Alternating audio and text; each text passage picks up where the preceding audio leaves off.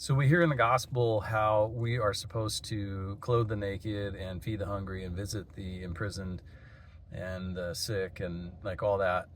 Jesus is very clear that we need to do that. And so I'm reading a devotional, and the other day it had a challenge about doing that, and I thought, I don't really know when I have those opportunities. And I was like, well, I do feed my kids and that kind of stuff. But then last night I was making a meal for myself and my two small kids.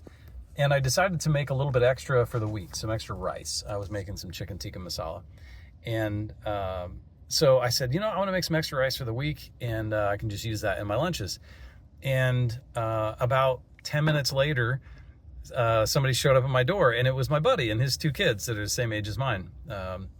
And he sat down, he was having a rough night and wanted to talk. And halfway through the conversation, I realized he really wanted to stay and talk.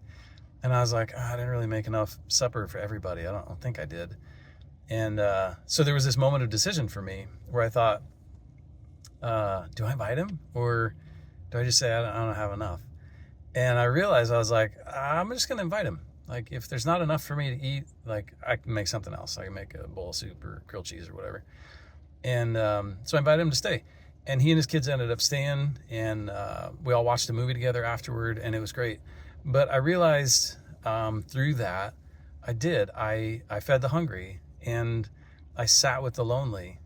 Somebody was going through something difficult.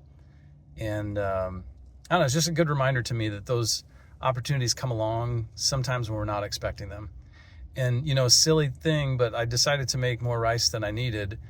And God ended up using that to feed somebody that I didn't even know was coming to my door. So try and be open to those things if you can, and attentive to them. And sometimes even when you're not, like with me, they just fall in your lap, and just praise God for them. Hope you have a great day.